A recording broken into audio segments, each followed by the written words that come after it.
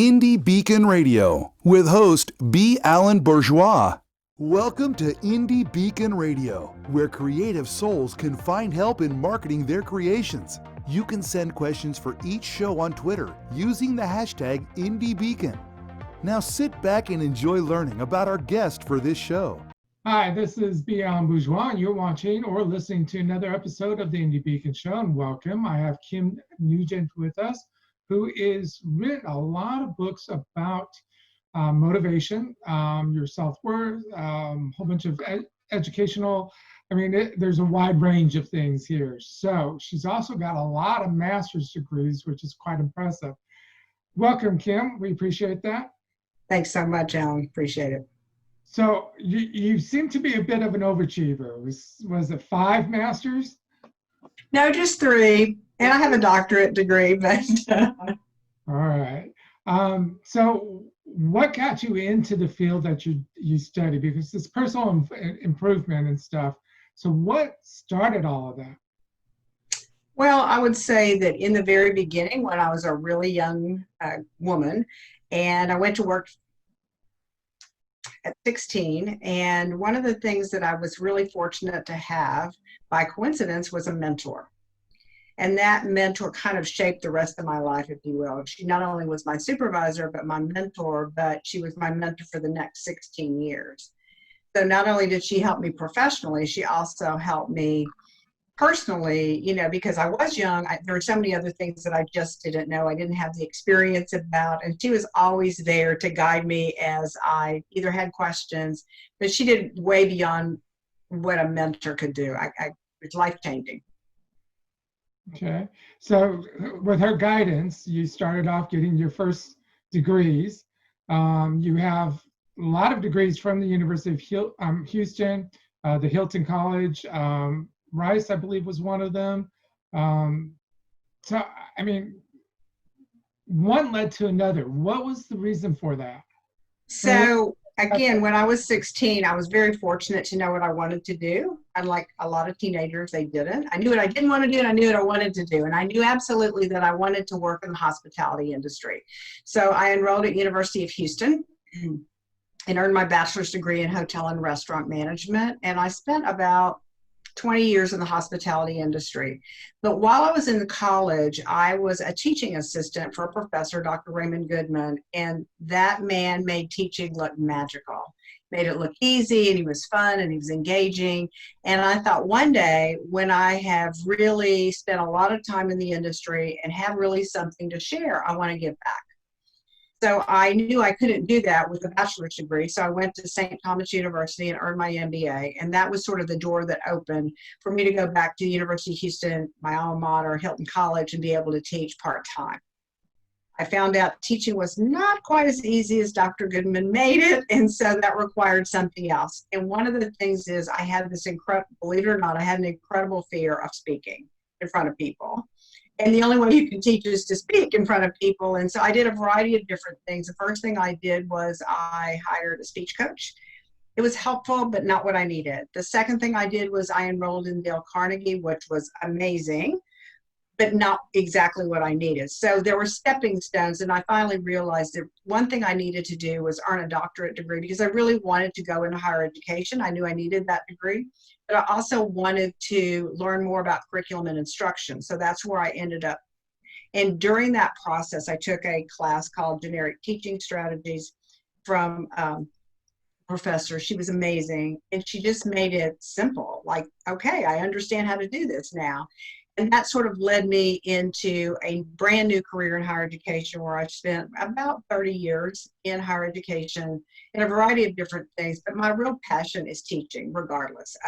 Doesn't really matter what age or what the area is, which then led me to writing books because it was a different venue to be able to make a difference in people's lives.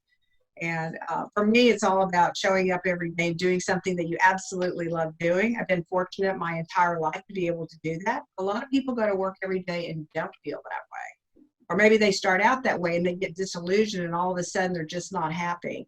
I want you to go to work every day, but really enjoying it, having fun, thinking this is the best thing ever. And so I've sort of made it my mission's work, if you will, or my purpose in life to be able to help people. be able to get what they really want in a way that's meaningful. And you definitely got over the fear of speaking because you I did. Practice, practice, practice. It definitely is. You have a variety of books: Promotion Protocol, Unlock the Secrets of Promotability and Career Success. Then you have a workbook, companion guide ebook, the 52 Weeks to Exceptional Leadership. And then the last one we're going to talk about later in the show, which is Did I Say Never? The Step Parent's Emotional Journey with Her Special Needs Son, which is totally different than all these other books. So let's start with the promotion protocol. What was it that motivates you to want people to be able to say, yes, I'm worthy of being promoted, and go through the workbook or the process? Well, it might be the opposite, actually, Ellen. So one of the things that if you take a look at the statistics about how many people are really disillusioned at work and how many people are, percentage-wise, it's a very large number of people. When I'm talking to people, one of the questions I'll ask often is, how many of you have ever applied for a promotion? And most hands go up. And then I'll say, how many of you all didn't necessarily get that promotion that you wanted? And many hands go up. And what I've learned over the years is that when I'm talking to individuals, I might ask them specifically, why? Do you have any reason why you didn't get that promotion? And typically their answer is no. Then the next question I follow up with, have you gone back to the hiring manager or the panel and asked them specifically about what you could do to get yourself ready? Because you want to stay with the company and you want to grow and develop. And obviously you may have some blind spots you're not aware of. What can you work on? And 9 times out of 10, they say, no, I've not done that. So that's usually the first thing. Now, it's not coming from a position of being defensive, like you didn't get the position. It's really coming from a willingness to be coached and to learn and to develop themselves so they can have the next opportunity. So that's been pretty consistent in my conversations. What I realized, though, is that we all have blind spots. And what happens a lot of times, I'm very positive oriented whenever I talk with somebody. I'm a coach, and I'm always looking for the opportunity to be able to turn something around working with my client. On the other hand, what I don't hear a lot about today, particularly even in social media and blogs, is it's a very positive perspective. Nothing wrong with that. I'm totally 100% on board for that. But what people don't really talk about, the blind spots in your career. So the example I have is if you and I were driving in Houston, Texas, and we were on the freeway, and we got busy talking, and I forgot that I have a blind spot in my car. And let's say that I start to veer over in that next lane. If I'm not really paying attention, then it could have dramatic consequences to you and I if we're in the car together. People don't talk about that. So those blind spots actually exist for all of us in our careers, but we can't see them. And the only way you can really see them or uncover them, one, is your willingness to look, but you need to do it with someone else. It could be a mentor, it could be a supervisor, it could be a peer, it could be a coach, but someone to kind of take you through that. So promotion protocol was really my opportunity to share with people over 26 weeks questions they could ask themselves with a mentor, with a coach, with a supervisor, or do it as a team activity, quite frankly, and meet once a week to be able to start to take a look at that. And about half of that book is really related to soft skills, and the other half are more of the technical or hard skills. But the soft skills is really where most of us fall short when it comes to work. We think that we're as professional as we can be, but in the area of attitude or communication or branding, I mean, I could go on and on and on. I have 26 weeks worth of material, but the thing is that for every person it's different. And so to being able to have those conversations consistently, to be able to uncover what it is that could be the opportunity for you to get back on track. And I've had lots of success stories, which makes me very happy for my clients to be able to get themselves back on track. Because what happens is let's say, for example, I apply for a promotion, I don't get it. The natural tendency is for me to start doing a negative self-talk. These people, fill in the blank, whatever that is. And then what happens is my behavior follows. And so I'm not as productive as I was. I'm not as excited as I was. I just kind of show up like, And it sort of goes downhill and becomes self-fulfilling. Well, what if you had someone help you get back on track so you have a completely new perspective to start to uncover where are the opportunities so that you can be promoted and you can get that job that you really want. And we're going to stop right there. We're going to take a minute for the sponsors to do their thing, and then we'll follow up with your companion ebook and other stuff. We'll be right back. Do you send book sales to a company that takes most of your money? Want to earn more money from your book sales? Do you want a bookstore that supports you? Introducing a new bookstore for indie authors and small press, B4R.store. Earn up to 80% of your book sales and learn how to market yourself. B4R.store. Join us for the 6th Annual Authors Marketing Event in Granbury, Texas on July 23rd to the 25th, 2021, where authors share ideas and learn from the professionals over a 2-day weekend. Receive your book marketing certification from the only organization in the world that has been doing it for 5 years, Authors Marketing Guild, a membership-based organization that supports authors from around the world. Learn more at ame.authorsmarketingguild.com. Sponsored by indielector.store, a bookstore that pays authors their fair share. Hello, I am the author and poet Denise Bryson. I am the author of The Things That Cross My Mind, Love's Reality, both in book and audio form. I am also noted as one of the best poets of 2011. I have 2 new projects coming up. One is the Blinky series, where Blinky tells us all about our coins and our bills for our children. I also have a book coming out called Say Ye. It's quotes from Denise Bryson, just inspirational and that will help you along the way. Welcome back to Indie Beacon Radio. Don't forget to like us, follow us, or subscribe to one of our many channels. Now, here is your host for today's show. And welcome back. This is your host, B Alan Bourgeois. You're watching or listening to the Indie Beacon Show, and we have Kim Nugent with us. Welcome back, Kim. In the last episode, we were talking specifically a lot about the promotional protocol, but you also have the ebook companion book to it. And that seems to be somewhat more for that 26-week discussion. Is that right? So that they Correct. can work with it. And my question is, you mentioned earlier that it can be done in a group session, but I also got the impression it could also be done individually. Is that right? As long as you at least had someone to bounce ideas off of.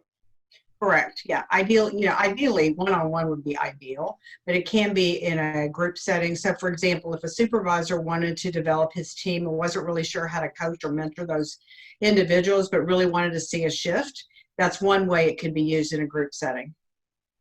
Okay. The idea is to take a lot of that work away from a supervisor so they don't have to create the content for themselves, but it can lead them down the right path with their team. Okay. And you mentioned also how we tend to feed on the negatives of, well, they did or that, and that happens to almost all of us at some point. And it is finding that way to turn it around to say, okay, what can I do to improve upon, or what am I missing in this, to make it better and stuff. So I fully understand and agree with that. You have the 52 weeks to exceptional leadership, which is a perfect example of how one would want to change. It's like, how can I improve? How can I be better? Or how can I help my group move forward? Tell me some more about that. So it really is for people who are already in management positions or some kind of leadership position who want to take it to the next level. Anytime I write from a practical application perspective. So I really want you to be able to read something and put it into play in the next day, for example, and then test it out. So it really is 52 weeks and really thinking about day one. When I said really it is for managers and supervisors specifically, but what happens is that most people in management learn the hard way. So there really wasn't someone to kind of walk them through or to bounce ideas about, or say, this is what you need to do on day one. This is what you need to do within the first 30 days. This in 60 days, 6 months, the first year. And what happens is when you're hired as a manager or supervisor, you're super excited. Like, I can't wait to do this. This is awesome. And then that's on Friday. And then on Monday when you start, it's like, oh my gosh, they didn't tell me how hard this was going to be. And most of us really learn through trial and error, unfortunately, and at the cost of sometimes our employees' lives. Meaning they get frustrated, we get frustrated, and it's a learning, it's a high learning curve, if you will. And so I've broken it down literally week by week so that, number one, you can try it. If it works, great. Go ahead and journal it out, and even write some things that you might change based on your environment or something you learned from that. And so each year, or as you get promoted, you can continually to improve really some of those qualities about leadership. But, I have worked for some amazing people in my career, and a lot of it is just based on what I've learned are the right things to do. And I never want to set up a manager or a supervisor or any leader for any kind of failure, and anything that I can do to help support them be successful is really what I want them to do. It's also really difficult when you've been promoted internally, which is great. I totally support that. So it's on Friday, you're an employee, and then on Monday, you're now leading your peers. And there's nothing more challenging than that, because you have an expectation that you need to address certain priorities based on why you were promoted. And your friends, now your direct reports, have different expectations. So getting really clear very fast on the very first day what that could look like. And most people lose that opportunity or miss the opportunity. The other thing I think is that we're moving so fast today. I think you know that very well. In our effort to get things done, we miss the fact that you can't do things without people. So really spending time in the first 30 days, getting to know people and really what motivates them, any obstacles that are in the way, that kind of thing it's so valuable to do that instead of jumping in and trying to change things quickly. So I have a quick question, because in my age, we did the McDonald's jobs. We did the simple jobs, in high school, to start earning our income and stuff like that. And there were a lot of people that were natural leaders in those type of jobs that got moved up quickly and stuff. So this book feels like it would be a good thing for those type of people, regardless really of age, but to help them better understand their leadership abilities and to fine tune it as they go through different types of jobs. Is that fair to say?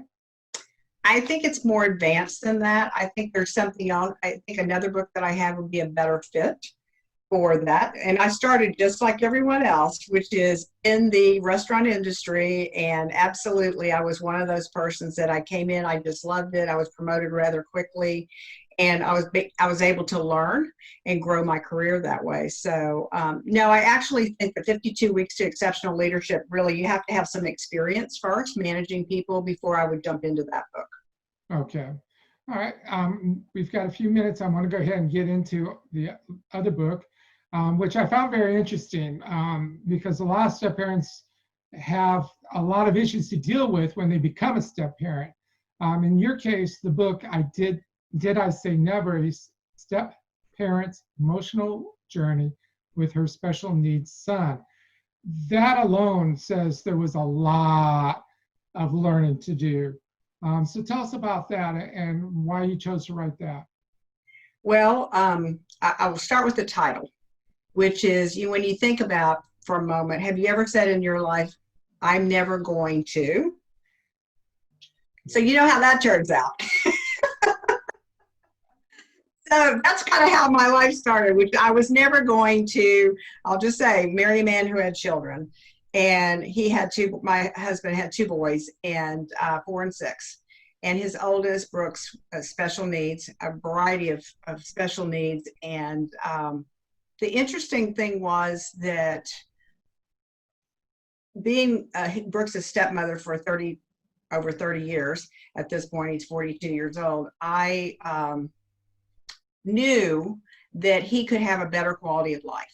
I didn't know what that was going to look like. And so I spent my life, really, my free time, really learning everything that I could about just kind of taking him down some pathway. And I met some amazing people, some amazing parents, amazing organizations. And I really wrote the book specifically, if we could help one family, it would be worth it. And at first I was a little hesitant to write the book, only from the standpoint, I'm not the mom, I'm not the dad, I am the step parent, which carries a whole different set. But that might sound difficult, but actually in some ways it was better to be the step parent, because sometimes my husband and I would just simply, we get to a place where we didn't know what the answer was. We just didn't know what to do next. And there are milestones in every child's life, and in special needs, they're big milestones. And I would just say, okay, let's pretend like we don't know anything. And I could kind of step back a little bit, be a bit more objective. I'm emotionally invested, but not so that it keeps me from doing something and taking action. But the one thing that I thought a lot about is, as great as medical science is today, and it's pretty awesome, babies still come home not always 100%. And so if that's the case, then I want my story, or our story, Brooks and my story, to be an inspiration to know great things are possible in terms of improving the quality of life. And it may not look that way in the moment, but also I shared a lot of resources and some things that have really, again, enhanced the quality of his life. And I really believe that if we hadn't gone on this journey together, he might not be alive today. And I'm very glad that he's alive today. And I'm sure from your perspective, you also learned a lot of things that you might not have learned. Oh, yourself. He was the best teacher ever. Let me tell you what, because I wasn't, I wasn't when I first met Brooks, I was not in education. I didn't know anything about education. He was part of that piece of it. But I will tell you, the patience that I have, the understanding, the empathy that I have for teaching students today, regardless of what age, and I teach adults still to this day, is that I know what it takes to retain information. I know what it takes for Brooks to take in information. I know how many times I have to repeat it and demonstrate it. He's blind and also mentally retarded. And so in order to have him grasp a concept, you have to be very creative, and you have to go over it not one time, not 7, 90 times, day after day after day. And eventually you see a change, which that's worth it all. When you see that change, it was worth every moment of every day when it wasn't so great. So it was a lot of effort, but totally rewarding. And so all of that he taught me. And I was able to take that into the classroom and share that with other teachers at the same time. So to me, it's been a gift. Yeah, because I can imagine working with a lot of people myself over the years, you have so many different types of people. So that creative aspect of how you're teaching your stepson can relate to those people, because you're seeing little bits and pieces that work in different ways and stuff. Absolutely. Cool. Well, we're at that point again. We need to take a break. We'll be right back.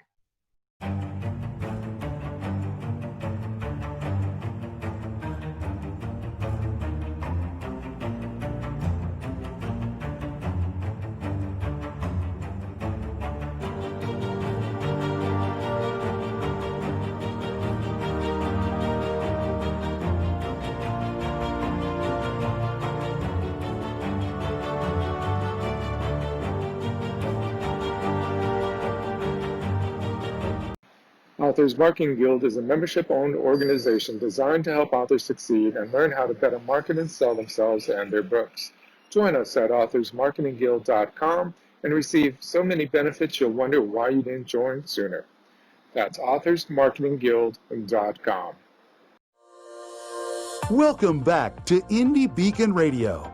Don't forget to like us, follow us, or subscribe to one of our many channels. Now, here is your host for today's show. Welcome back. This is your host, B Alan Bourgeois. You are either watching or listening to Indie Beacon Show. We appreciate that very much. I have with me Kim Nugent, who has written several books. And the last one we're going to talk about briefly, which is designed for high school students, is Paving Your Path. Is that correct? That is correct. Paving Your Path, what's next for high school graduates. So tell us a little bit about it. What's it? Very much so. As I said, I had an incredible life as a 16-year-old with a mentor, and I wanted to have something, because a lot of students, the high school students today are amazing. They are so smart. They don't have experience. We didn't have experience at that age either. And yet there's a lot more pressure on them. And so I really wanted to write a book where they have choice. So they have 7 choices in terms of pathway. And I don't think that college is for everyone. Even though I was a university president, I don't believe that. I think that everybody has to find their pathway. So this is actually a 30-week program in conjunction with a mentor to be able to get them ready so that there are no surprises. So depending on the pathway, they've researched it, they know exactly what they're going to do, and they have a plan when they leave graduation. That's my goal. Okay. And hopefully it's a plan that can be altered slightly as they get older and wiser to different things, correct? That is the goal. Good. So you do a lot of speaking engagements. So how can people reach out to you for those, especially after COVID when we get back to doing those? Well, yes, there's a lot of virtual speaking today, either through my website, which is Dr. Kim Nugent, NUGENT.com, or they can just connect with me on LinkedIn, quite frankly, which is Kim S. Nugent on LinkedIn. Those are 2 different ways.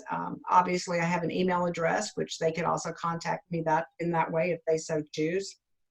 So the basic through the website, and they'll find the links, your social media. And where can people find your books purchased? Amazon, for sure. In Barnes & Noble or any other? Barnes & Noble also, yes, absolutely, Barnes & Noble. Mm-hmm. Okay, and also on your website too, right? Oh, yes. Okay. So out of all this time that you've written and have done education, the last question of this show is, what words of advice do you have for people who want to get into writing? That's a really good question. Just do it, honestly. But if they want to reach out to me, I can tell you I was the opposite. I was never going to write a book really quickly, and now I've written 6, and I'm planning to write my 7th next. And so I do think that I have some strategies that could help them get started. Particularly, I do believe that everyone does have a book inside them. It's just how do you tap into that so that they can get that book out and share it with the world, because the world is waiting. Which I'm going to now throw in a last question. Sorry for that throw on you. Coming from the professional avenues that you've done and not thinking about writing books, did writing books in that profession help your career in the long run? No, I didn't start writing books until 2017. Okay, so fairly recent, so well-established and secure basically with what you've been doing and stuff. Has it helped you with your education as far as learning more things? I tell you what, absolutely, no question about it. But I feel like the time for me was right only because I have a lot of years of work experience and I had something to say. I think if I had done it earlier, I don't know that I would have really had anything to say. And that's just for me. But it comes true for those of us in that age where we feel we're a little bit wiser from the experience. So absolutely right. Well, great. Well, I thank you very much, Kim, for being with us. I wish you the best of luck and much success. Thank you so much. I appreciate it. Thank you for listening to Indie Beacon Radio, where creative souls can find help in marketing their creations. To learn more about Indie Beacon services, to be a guest on the show, or to advertise on our show, please visit our website. Indie Beacon Radio with the host, B Alan Bourgeois. Indie Beacon Radio is produced by B Alan Bourgeois for Authors Marketing Guild LLC, copyright 2020. Voiceover by Randy James, Lydia Bello, and B Alan Bourgeois. To be a sponsor of the show or for more information, please email us at info@authorsmarketingguild.com. To be interviewed for the show, please complete the form at radio.authorsmarketingguild.com. Music Always Rejoice by Ramcord